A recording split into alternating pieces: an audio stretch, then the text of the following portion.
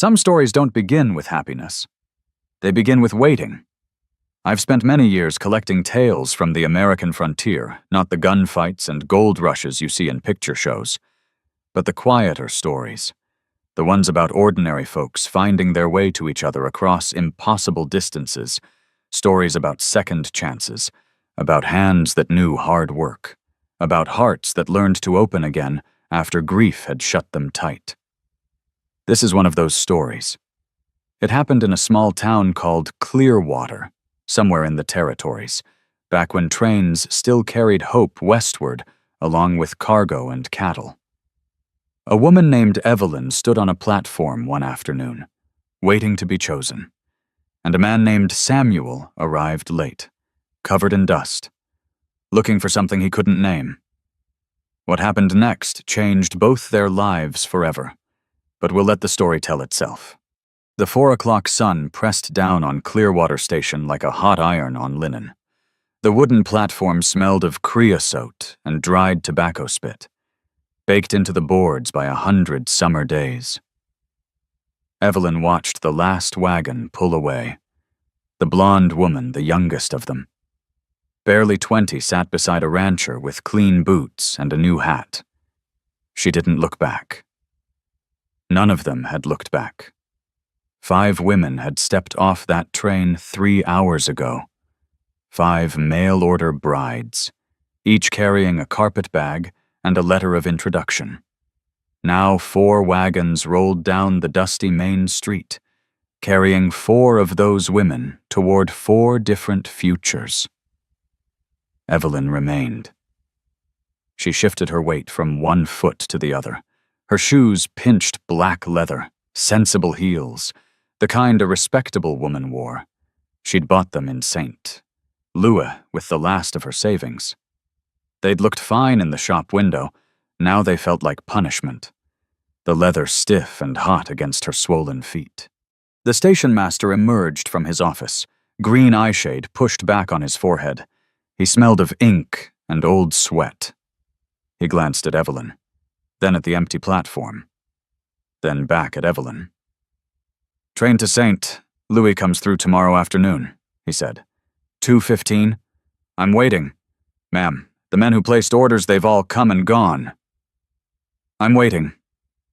He shrugged and retreated inside.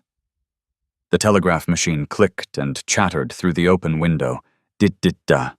Dit-da-dit, someone else's message flying across the wires to someone else's life. Somewhere down the street.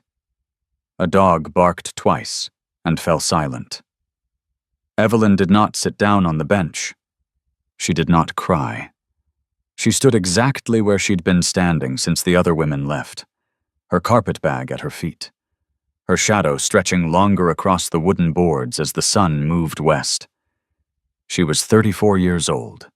She knew what men saw when they looked at her, the gray threading through her brown hair, the lines at the corners of her eyes, the jaw set a little too firm for beauty.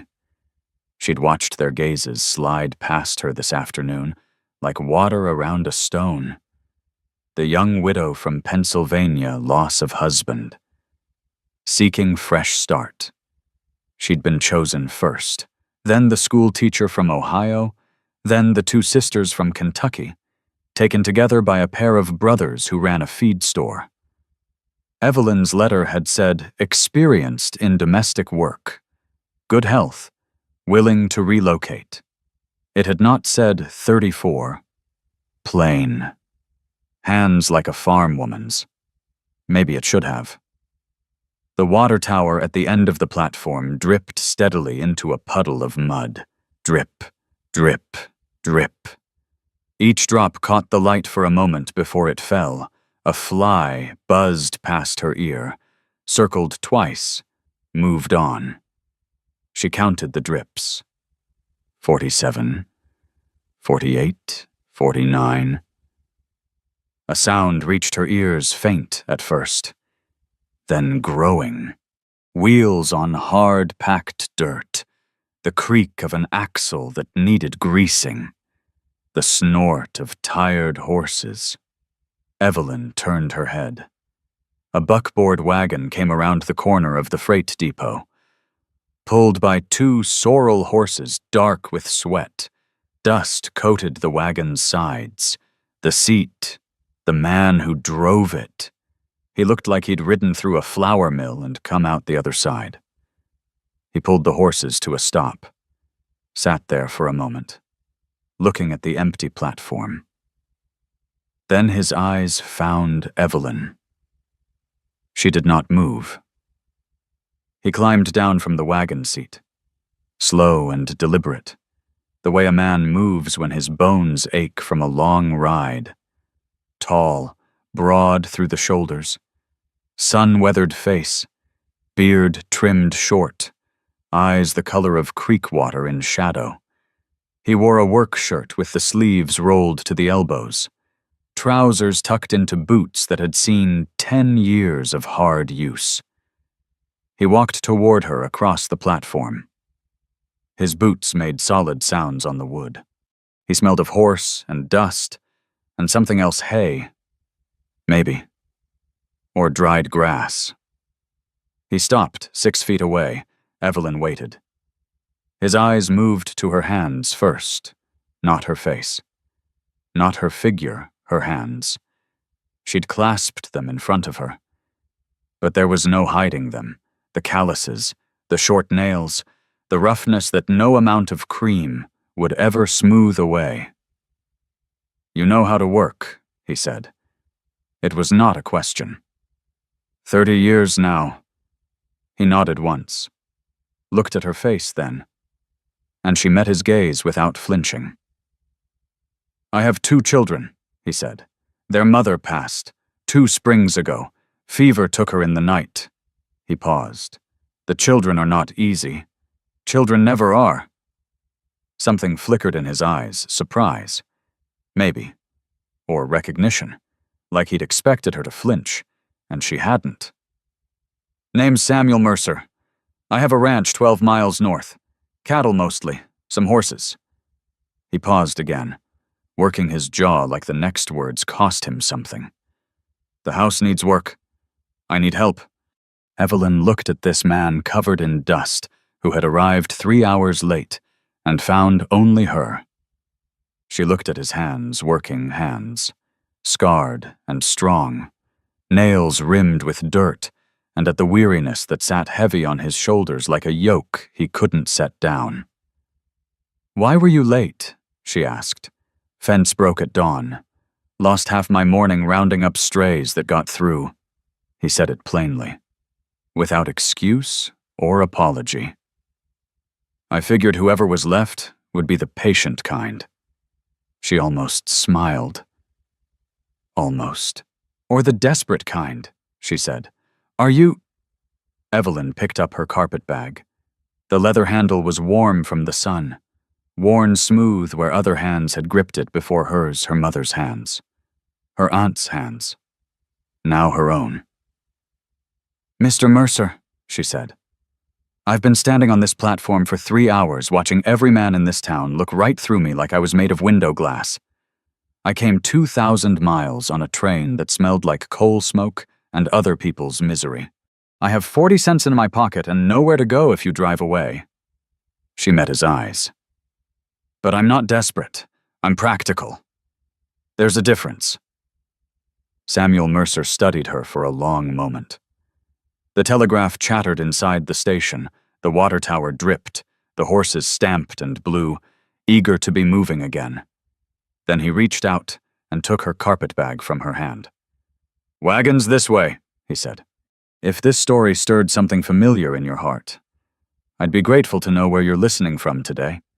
Good stories, like good neighbors, are meant to be shared." The wagon jolted over a rut, and Evelyn gripped the seat edge to keep from sliding. The leather was cracked and sun-bleached, warm beneath her palms. Samuel hadn't spoken since they left town. 3 miles, maybe 4. The horse's hooves kicked up dust that settled on Evelyn's dress, her hands, the corners of her mouth. She tasted grit between her teeth. She didn't ask questions. She watched the land instead, brown grass rippling under the wind. Fence posts leaning at tired angles. A hawk circling slow and patient against the white sky. Margaret. She turned her head. Samuel's eyes stayed fixed on the road ahead. That was her name, my wife.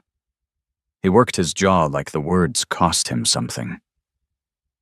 Fever took her in the night, 2 springs back. Evelyn nodded. The children. He paused. Ruth is 11, Caleb is 7. They don't. Another pause. Longer this time. They're not easy. You said that already. He glanced at her then, quick. Measuring, and something in his face shifted, not quite softening, more like the slight loosening of a rope pulled too tight.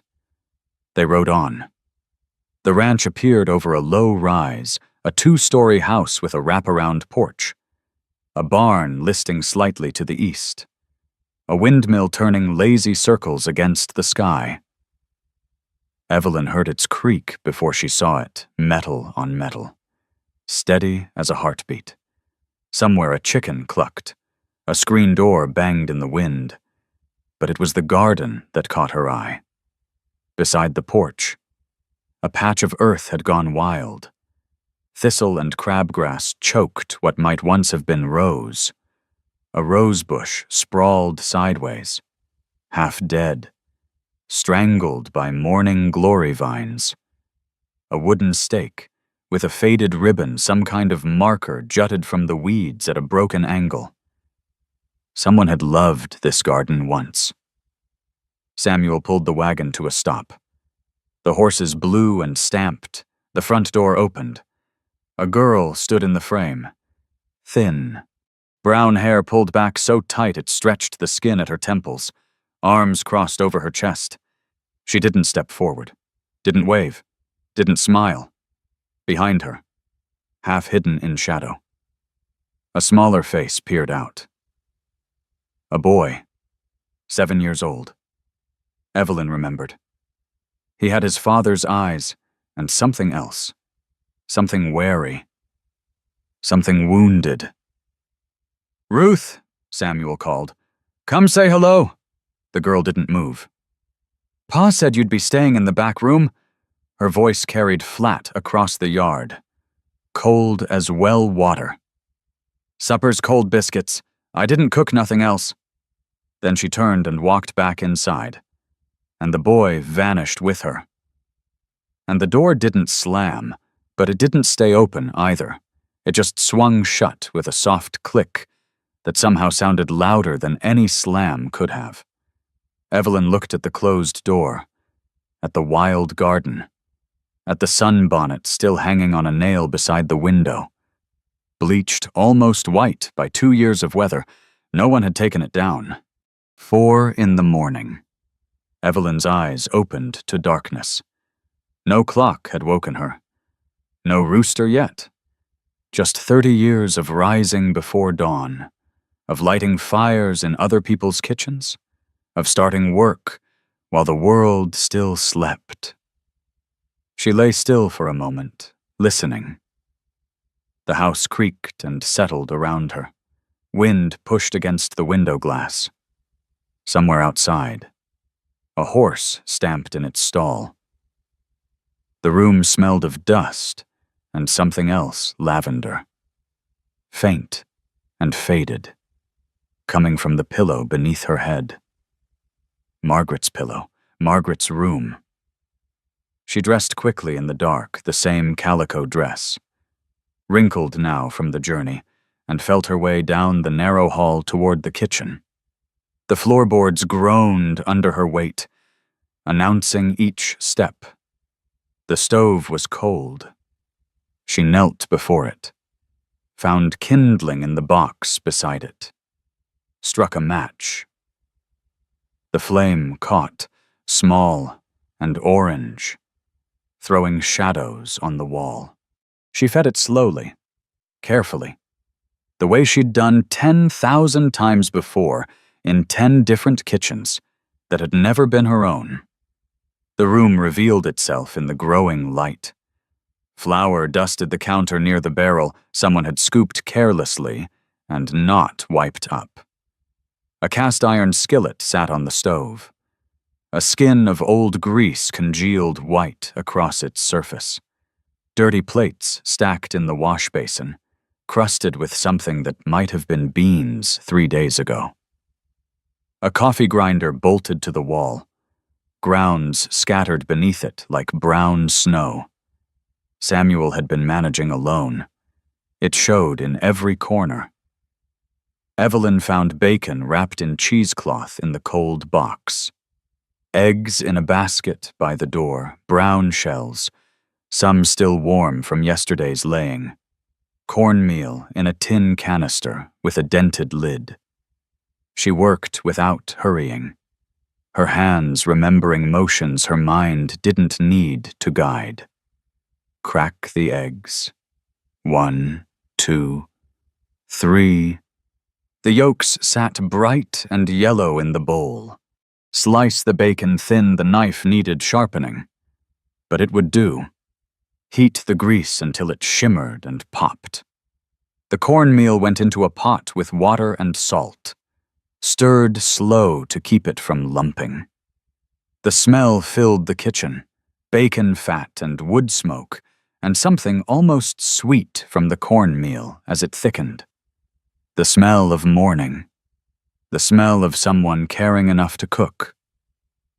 A floorboard creaked behind her. Evelyn didn't turn around. She kept stirring. Kept her back to the doorway, small feet on wood, a breath drawn in, then nothing. She lifted the bacon from the pan, laid it on a clean cloth to drain, poured the eggs into the hot grease. They sizzled and spat, edges going white and lacy. "That's Mama's pan." Ruth's voice came flat and hard from the doorway. Evelyn turned the eggs with a wooden spatula. "I know." She didn't cook eggs like that. She scrambled them soft. How soft? Silence. Evelyn glanced over her shoulder. Ruth stood rigid in her nightgown, bare feet on the cold floor, arms wrapped tight around herself. Behind her. Caleb's face appeared in the shadows, sleep-creased. Wary. Watching. "I asked you a question," Evelyn said. "How did your mama scramble them?" Ruth's jaw tightened.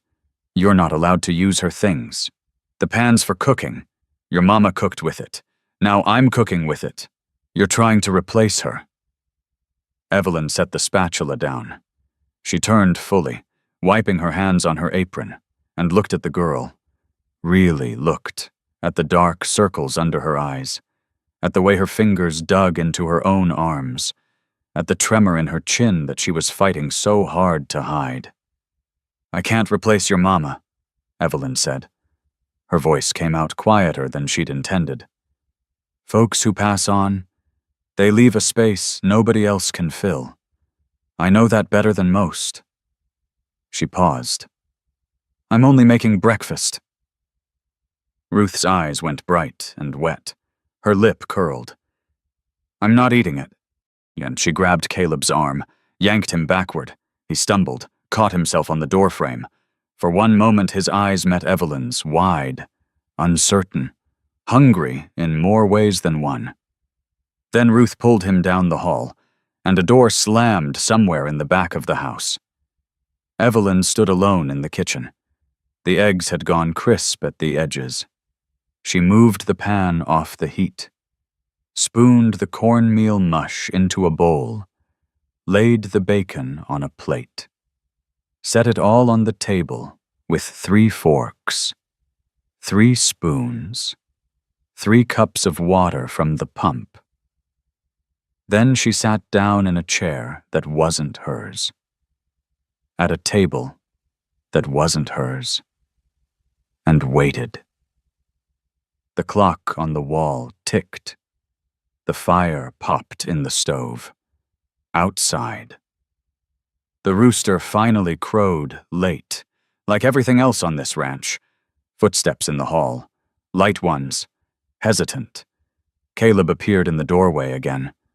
Alone this time. His hair stuck up on one side. His nightshirt hung past his knees, too big for him now, or maybe handed down from someone who'd outgrown it. He looked at the food on the table, looked at Evelyn. "I'm hungry," he whispered. Evelyn pulled out the chair beside her. "Sit down." He glanced back toward the hallway, toward wherever Ruth had gone, and in that glance Evelyn saw it clear as day, the war inside him, loyalty pulling one way and need pulling another. A 7-year-old boy who'd been hungry for longer than just this morning.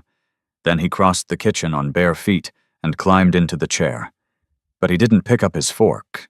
He just sat there, staring at the plate, waiting for permission from someone who wasn't in the room.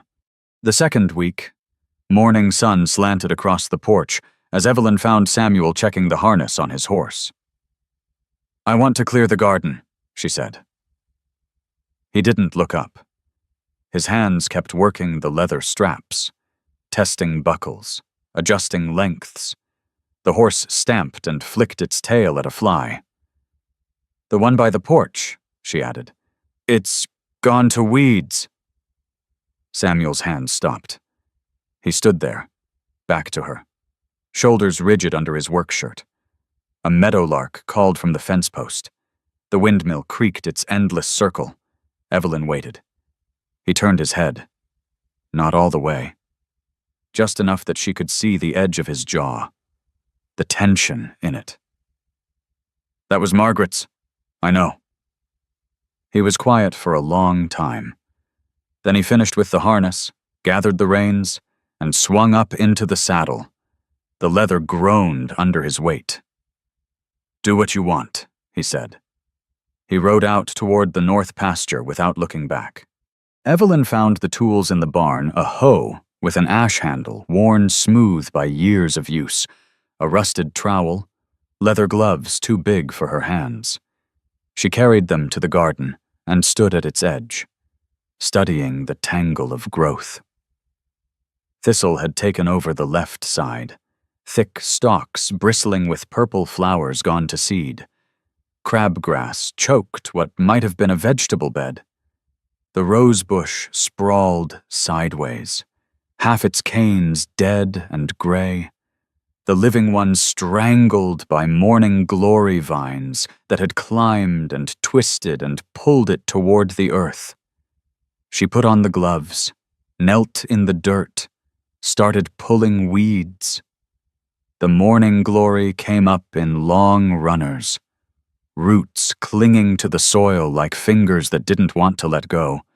She followed each vine back to its source, dug around the base with the trowel, yanked it free. Dirt sprayed across her dress.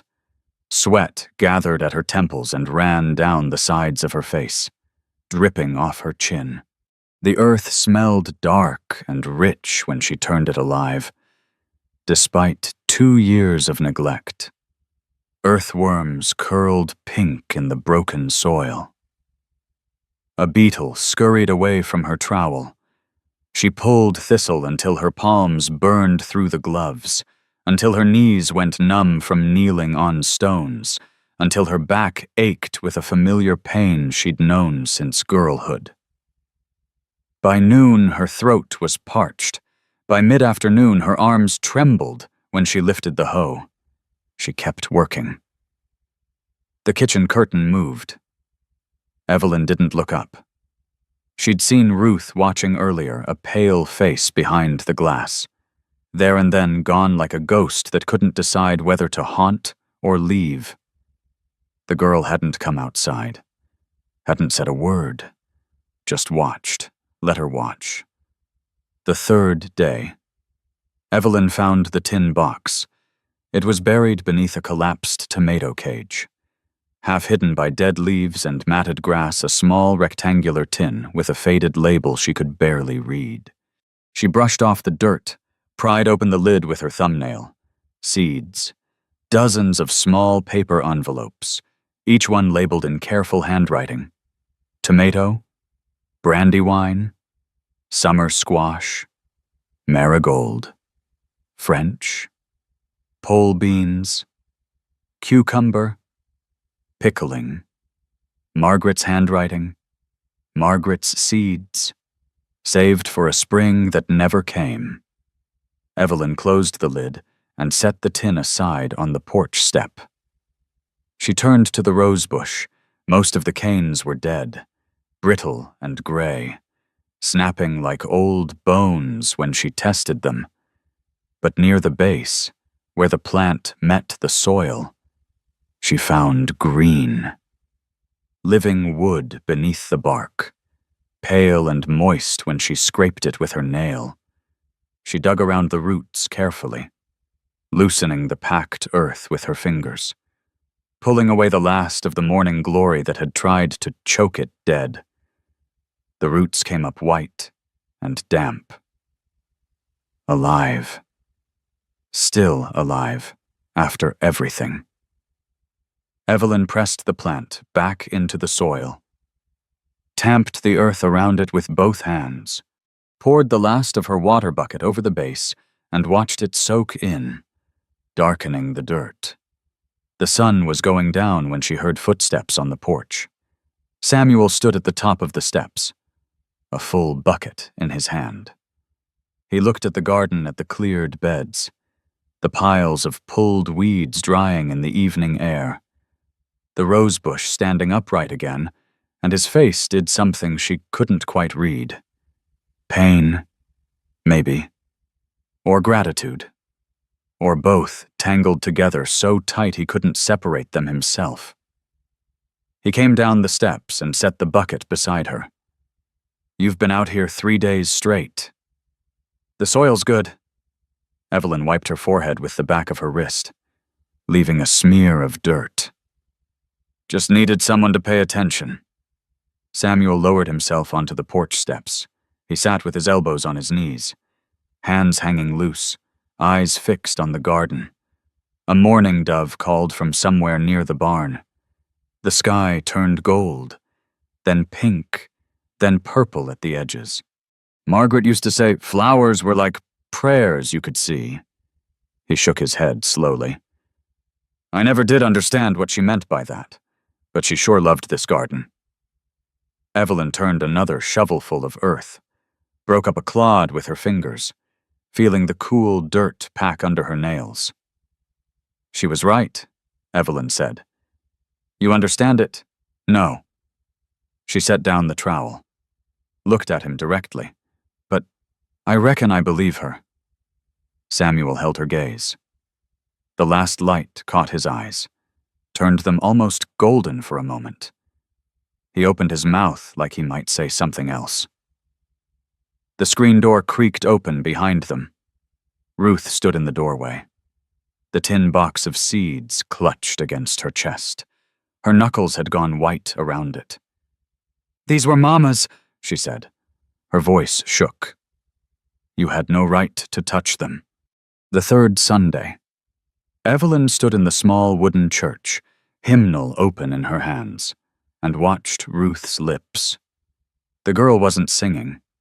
She was mouthing words, some of them. Anyway, her eyes darting between the page and the congregation around her, when the hymn reached a phrase with too many syllables.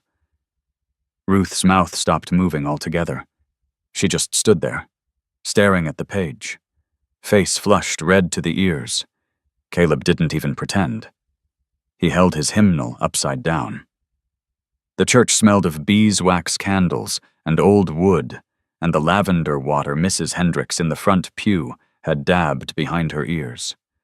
Dust motes floated in the light from the tall windows. The congregation's voices rose and fell. Amazing grace, how sweet the sound! And Ruth's silence sat in the middle of it like a stone in a stream. On the wagon ride home, Evelyn sat in the back with the children while Samuel drove. The wheels rattled over ruts in the road. Dust rose and settled on their Sunday clothes. "The children don't go to school," Evelyn said. Samuel's shoulders stiffened, but he didn't turn around. "School's in Millbrook, 12 miles each way." Before a long pause, the horse's hooves clopped steady on the packed dirt. A crow called from a fence post and flapped away. Margaret taught them, Samuel said. She had schooling back east, 2 years at a ladies' academy. Another pause. Then she got sick, and after that, he didn't finish. He didn't need to. Ruth's jaw tightened.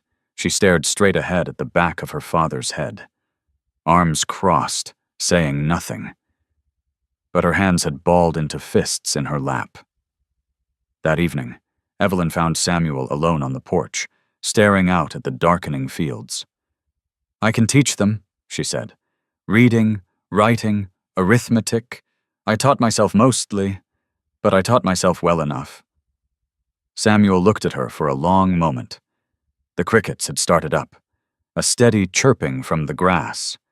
Somewhere in the barn, a horse nickered. "Ask them," he said. "See what they say." She found the children in the sitting room. Ruth sat in the corner with a piece of mending. She wasn't really working on the needle, hadn't moved in 5 minutes. Caleb lay on his stomach near the cold fireplace, drawing shapes in the ash with his finger. "I'd like to teach you both to read better," Evelyn said. "In the evenings? After supper?" Ruth's needle stopped moving entirely. "We don't need you to teach us anything." "All right." Evelyn crossed to the bookshelf, a small one. Just 3 shelves, mostly empty. She found what she was looking for, a worn copy of The Pilgrim's Progress. Spine cracked, pages yellowed and soft at the edges. Margaret's name was written inside the front cover in faded brown ink, the letters careful and precise. She sat down in the rocking chair by the window, lit the coal oil lamp on the side table, adjusting the wick until the flame burned steady behind the glass chimney. The light threw a warm circle across the braided rag rug at her feet. Then she opened the book and began to read aloud. "As I walked through the wilderness of this world, I lighted on a certain place where was a den, and I laid me down in that place to sleep." Her voice filled the quiet room. She didn't look at the children. She just read, steady and clear, the words falling into the silence like water into a dry well. Ruth's needle started moving again, fast, angry stitches that would probably have to be pulled out tomorrow. Caleb's finger stopped tracing shapes in the ash. He turned his head slightly, just enough to hear better. Evelyn read for 20 minutes. Then she closed the book, turned down the lamp, and went to bed without saying good night. The second evening, she did the same thing, sat in the rocking chair, lit the lamp, opened the book to where she'd left off, this time. When she looked up halfway through a page, Caleb was sitting in the doorway, not inside the room, just at the threshold, knees pulled up to his chest, chin resting on his arms, watching her with those creek water eyes. She kept reading, the third evening. Caleb moved closer. He sat on the braided rug near her feet, head tilted to one side, listening. Ruth stayed in her corner, but she'd put down the mending. Her hands lay still in her lap, and her eyes were fixed on some point in the middle distance. Evelyn turned a page. The lamp flame flickered in a draft from the window. "And Christian passed through the valley of the shadow, where the mouth of the pit stood open beside the path, and foul fiends whispered temptations in his ear." Valley. Evelyn stopped, looked up. Ruth sat rigid in her chair, cheeks flushed pink in the lamplight. "You said it wrong," the girl said. "It's not valley, 2 sounds. It's veli, 1 sound. Quick, that's how Mama read it." Evelyn held the girl's gaze. Ruth's chin lifted, defiant, braced for the rebuke. "Thank you," Evelyn said. "I appreciate the correction." Ruth blinked, her mouth opened, closed. "Would you like to read the next part?" Evelyn held out the book. since you know the words better than I do." Silence. Caleb turned his head, looking at his sister. The lamp flame steadied. The clock on the mantel ticked. Outside, the crickets sang their endless song. Ruth stood up, crossed the room, stopped beside the rocking chair, not close, but closer than she'd ever stood before. "Give it here," she said. Evelyn handed her the book. Ruth's hands trembled slightly as she took it. She found the place on the page, traced the line with her finger, and began to read. Her voice came out thin and uncertain at first, stumbling over the longer words, but she kept going. Word by word, line by line. Caleb crawled forward until he sat at his sister's feet, looking up at her face in the lamplight. And Ruth read. When she finished the page, she closed the book and handed it back without meeting Evelyn's eyes. Then she walked to the doorway and stopped, her back to the room. "Same time tomorrow," she said quietly. It wasn't a question. Then she was gone down the dark hallway. And Caleb looked up at Evelyn with something new in his face, something that might have been the beginning of trust, but from somewhere in the back of the house came a different sound, a door closing softly. And then the muffled, shuddering intake of breath that meant Ruth was crying where she thought no one could hear. End of the 4th week.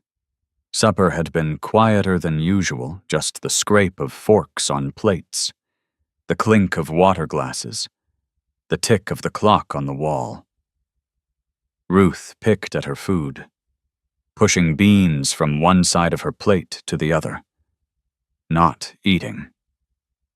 When Evelyn rose to clear the dishes, the girl's chair was already empty. Samuel looked at the vacant seat. She does that sometimes, goes off by herself. "Where?" He shrugged, rubbed his face with both hands. The rough sound of calluses against stubble. "Barn, usually, or down by the creek." An hour passed. The sun dropped below the tree line, painting the sky orange and purple. The air cooled. Fireflies began their slow, blinking dance across the yard. Evelyn stood at the kitchen window, drying the same plate she'd dried 3 times already. Through the glass, she could see the barn dark now. No lantern light. The big doors standing half open like a mouth that couldn't decide whether to speak. Samuel came up beside her. "I'll go look. Let me—" He started to protest, then stopped, looked at her for a long moment, something moving behind his eyes, nodded once. Evelyn crossed the yard in the failing light. The grass was damp with evening dew, soaking through her shoes, cold against her ankles. The barn smelled of hay and horse sweat and old leather warm. Living smells mixed with dust and the sharp sweetness of manure.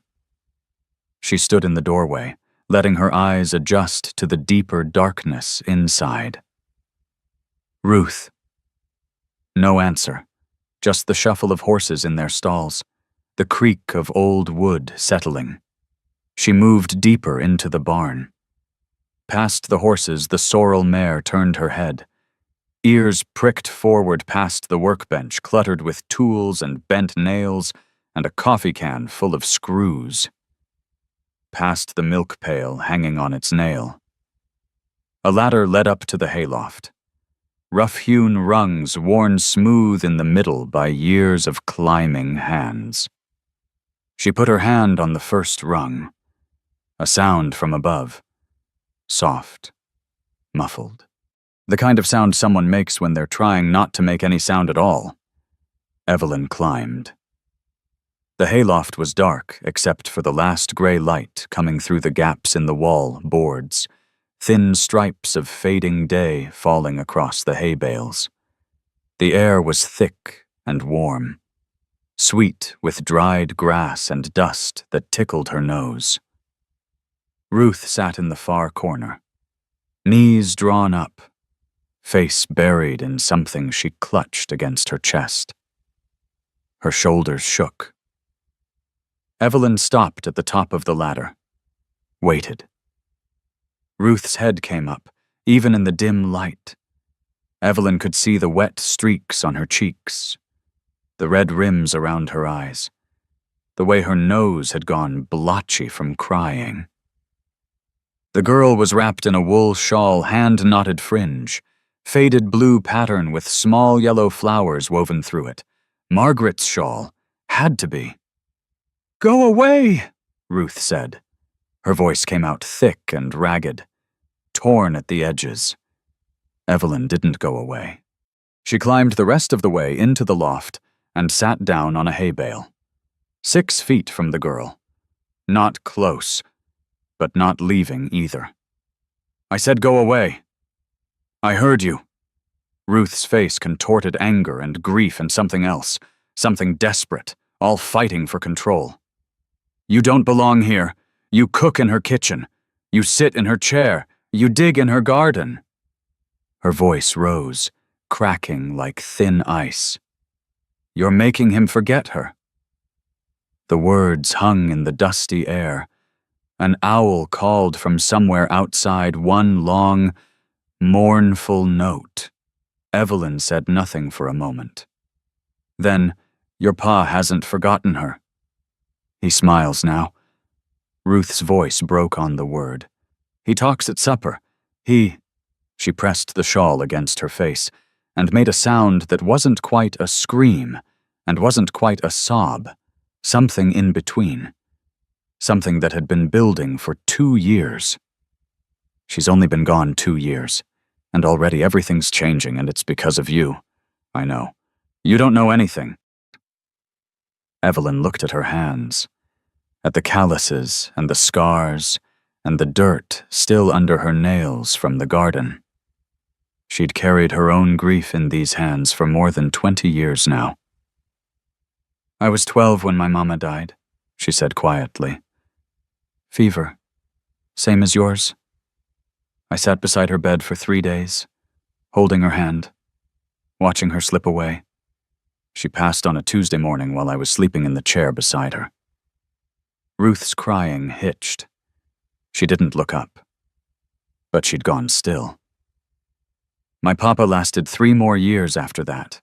He just stopped trying, stopped eating right, stopped coming in from the fields when the rain came, caught the pneumonia the winter I turned 15. Evelyn paused. My aunt took me in after, raised me until I was 20. Then her heart gave out while she was hanging laundry. Just fell down in the yard with a wet sheet still in her hands. She lifted her eyes to meet Ruth's. "I've never forgotten any of them, not for one single day." Ruth's chin trembled. "Then how do you stand it?" "Some days I can't. Some days it sits right here." Evelyn touched her chest. "Heavy as a millstone, and I can barely draw breath." She let her hand fall. "But I get up anyway. I make breakfast anyway. I keep putting one foot in front of the other, because that's what they would have wanted me to do." Ruth shook her head, tears running fresh down her cheeks. "I'm scared," she whispered. "I'm scared if I stop being angry. If I let things change, I'll lose her. I'll forget what she looked like, what she smelled like." Her voice broke into pieces. "I can't remember what her voice sounded like anymore. I try, and I can't hear it." Evelyn moved then, crossed the space between them, knelt in the straw beside the girl, close but not touching. "You won't lose her," she said. "She's your mama. She'll always be your mama. Nothing changes that, not me, not time, not anything." "Well, how do you know?" "Because I still remember the way my mama's hands felt when she braided my hair, the way she hummed while she cooked, The way she smelled like bread and soap and something else that was just her. Evelyn's voice stayed steady, but barely. 22 years gone.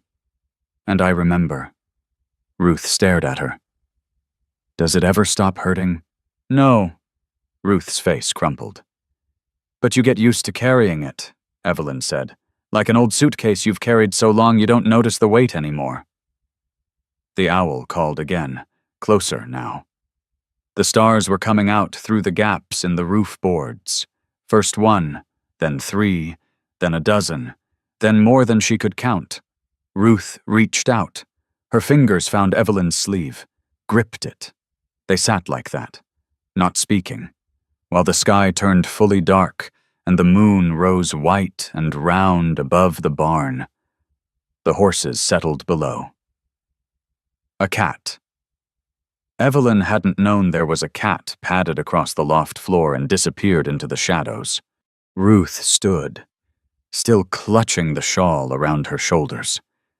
She walked to the ladder and paused with one foot on the top rung. "Will you braid my hair tomorrow?" she asked. Her voice was small. "The way Mama used to." Evelyn nodded. Ruth climbed down into the darkness. Evelyn stayed a moment longer, looking at the stars through the broken boards, feeling something shift in her chest, an old lock turning, a door long rusted beginning to open.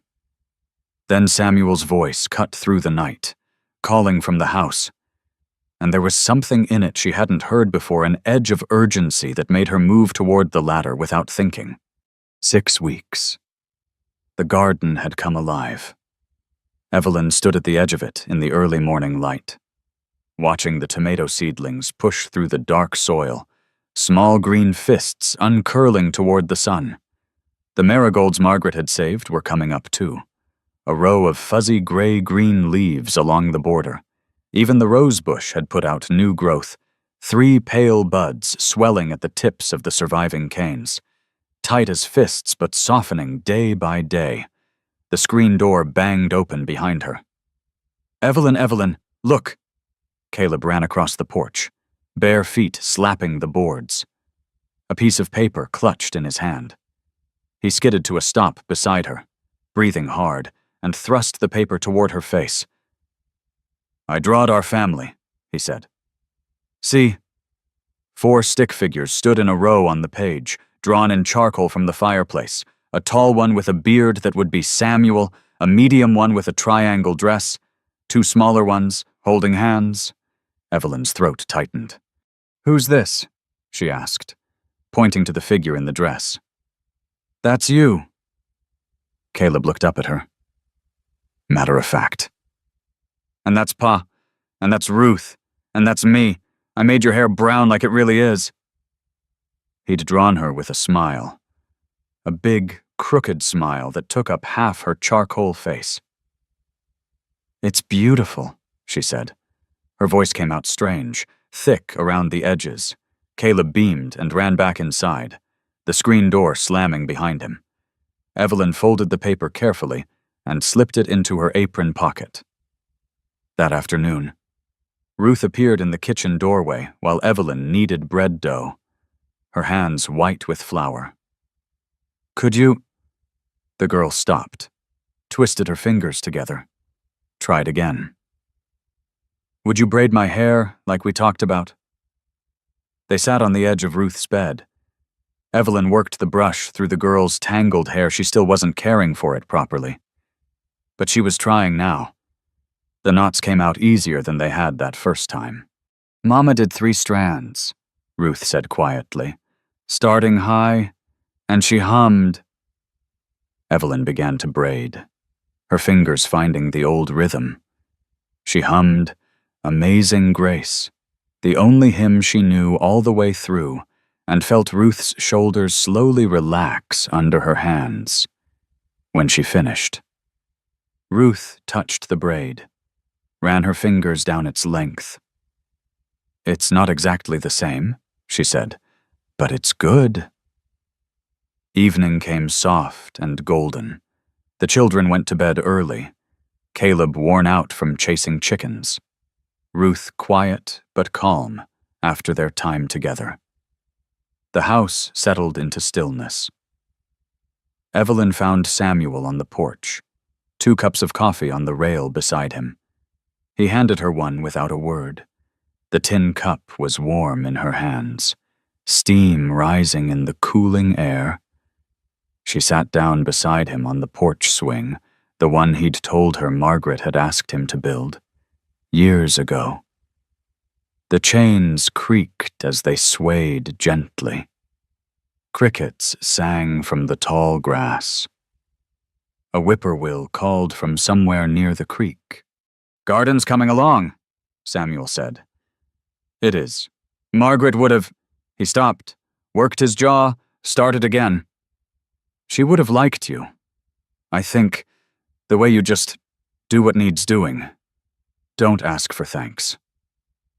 Evelyn sipped her coffee. It was bitter and strong, the way he always made it. "I'm not her," she said. "I know."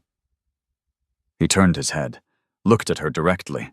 His eyes caught the last of the sunset light, gold and orange reflected in that creek water gray. "But you're something I didn't expect." The swing creaked. The crickets sang. Inside the house, a floorboard settled. "I think I—" Samuel started. He stopped. The wind shifted. A gust from the west, warm and dry, carrying a smell Evelyn didn't recognize, dusty. Mineral. Electric. Wrong.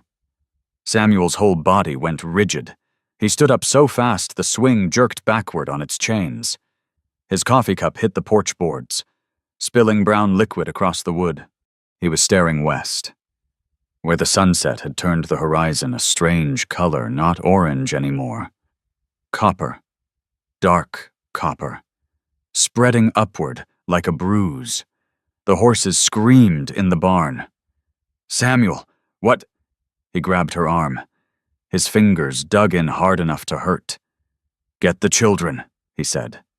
His voice had changed flat. Urgent, no room for questions. "Get them to the root cellar, now. What is it?" The chickens burst from behind the barn, running in wild circles, squawking. A tumbleweed bounced across the yard, then another, then a dozen, rolling out of nowhere like the land itself was running away.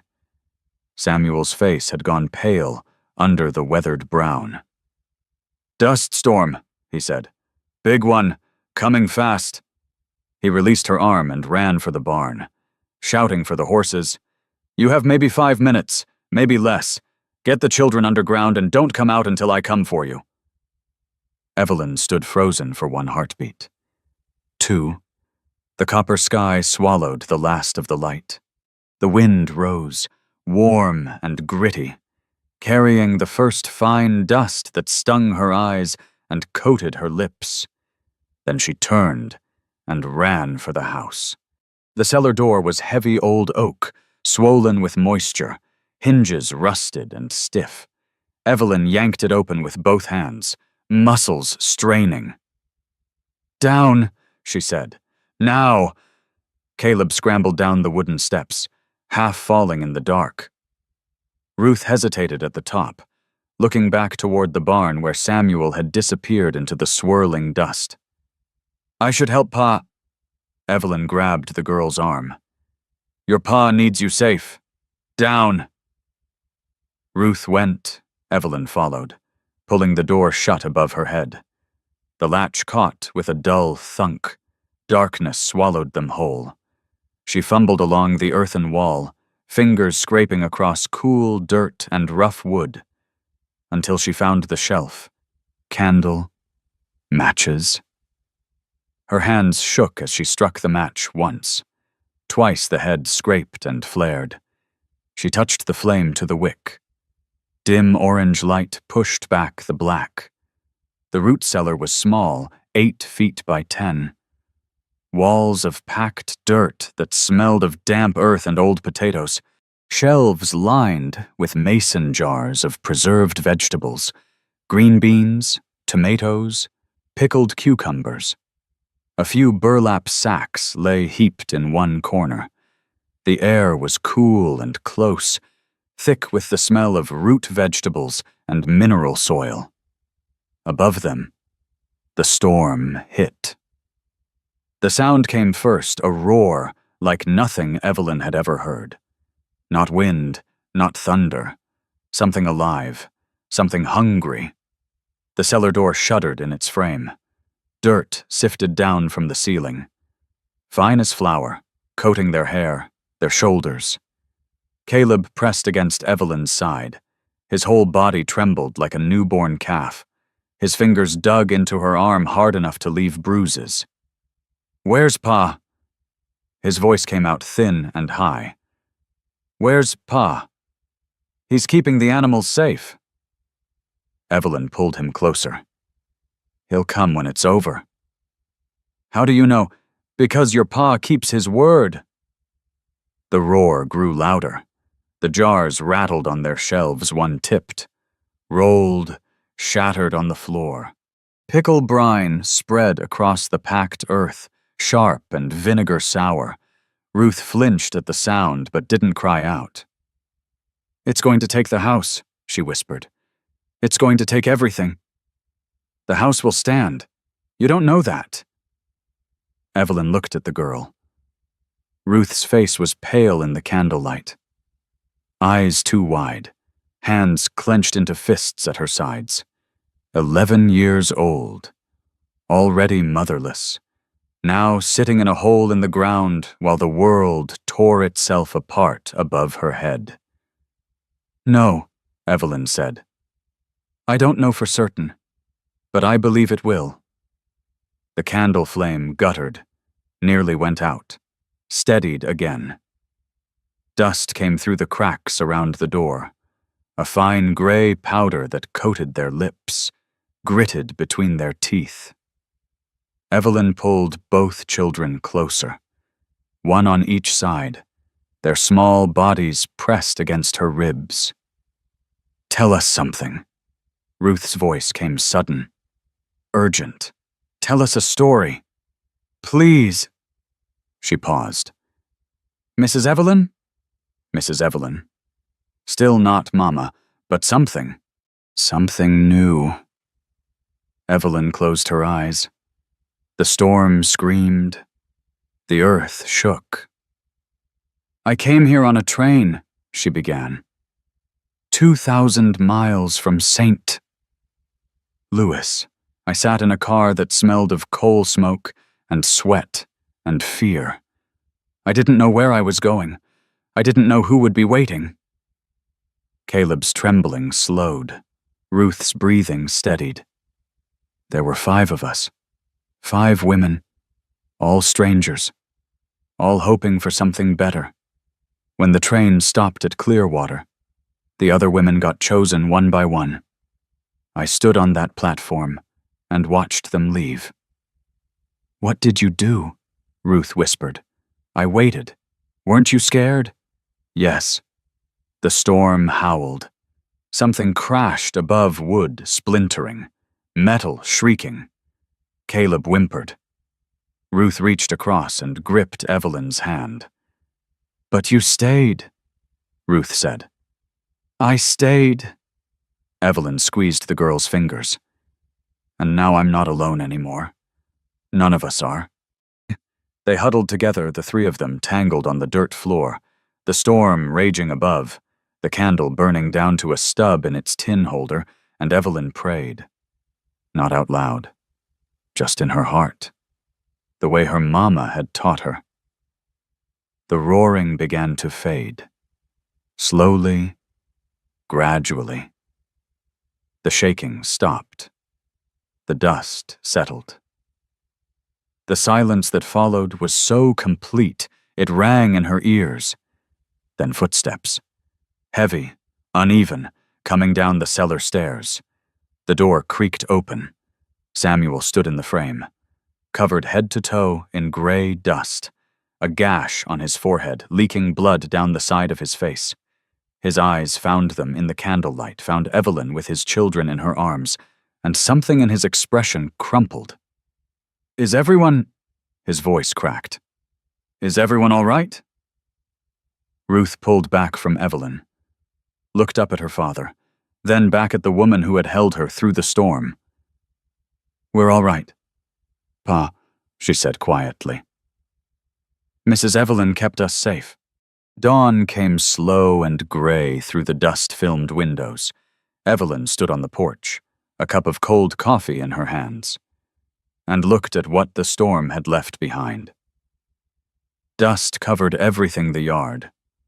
The barn roof, the fence posts, the glass. A fine gray powder that turned the world colorless. Muffled. Strange. One section of fence had gone down. A shutter hung crooked from a single hinge. The windmill had stopped turning, its blades clogged with grit. But the barn still stood. The house still stood.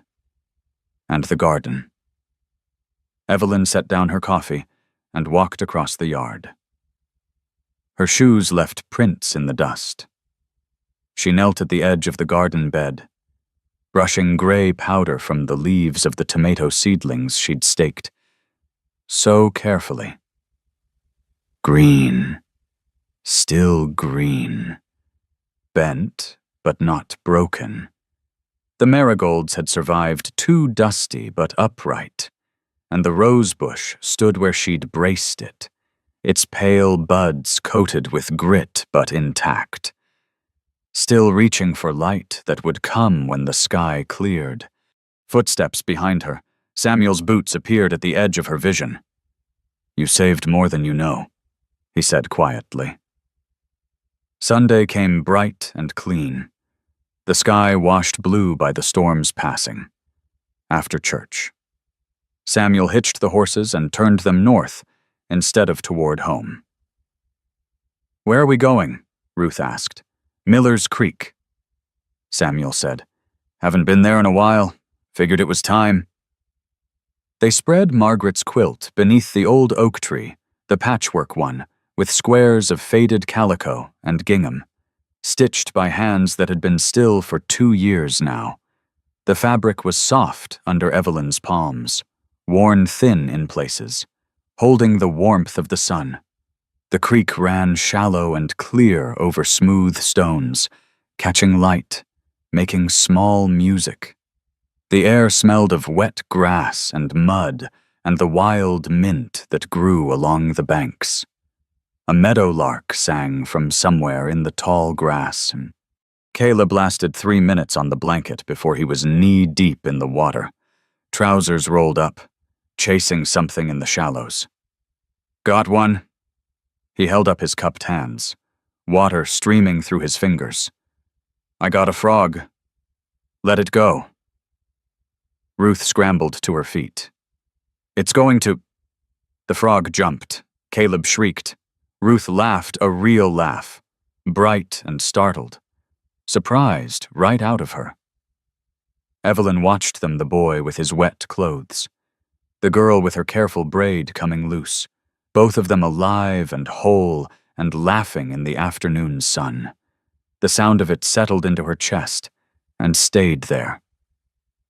Samuel sat down beside her on the quilt, close, his shoulder almost touching hers. "I'm not good with words," he said. "Never have been." "I know. But I want you to understand something."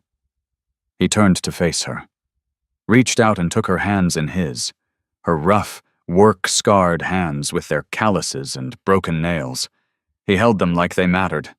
"What you did for this place, for those children, for me." Evelyn's eyes burned. She didn't blink. "I came to that station looking for help," Samuel said. His voice was low, rough at the edges. "I found something else, something I didn't know I needed. Samuel, let me finish." He tightened his grip on her hands. "You brought this house back to life. You held my children through the storm. You planted seeds in ground I'd given up on." He paused. I reckon what I'm trying to say is, I'd like you to stay. Not as help, as family. Behind them. Ruth chased Caleb through the shallows, their laughter rising up through the branches of the oak tree and scattering into the endless blue sky. Evelyn looked at this man with the dust still in his beard and the healing cut on his forehead, at his children splashing in the creek, at the old tree with initials carved into its trunk by hands long gone to dust themselves. She didn't speak. She didn't need to. She nodded. Samuel's weathered face softened. He nodded back, and the meadowlark sang on. There's a quiet that comes after a story like this one. Something tender sitting in the chest. Not quite sadness. Not quite joy. Just a fullness that doesn't need a name. Many of us have known what it feels like to stand somewhere and wait to be passed over. Looked through. Counted out before we even had a chance. Some of us have carried grief so long it became part of how we walk, how we breathe, how we love, and perhaps you've known what it is to find belonging in the last place you expected, with people who arrived late and dusty and imperfect, but who stayed. It's all right if this story stirred something you thought you'd put away. It's all right if you remembered hands you haven't held in years, or a garden you once tended, or a voice you can no longer quite hear. These things don't ask to be understood. They only ask to be carried. Gently, the way we've always carried them. Thank you for staying until the end. Thank you for listening.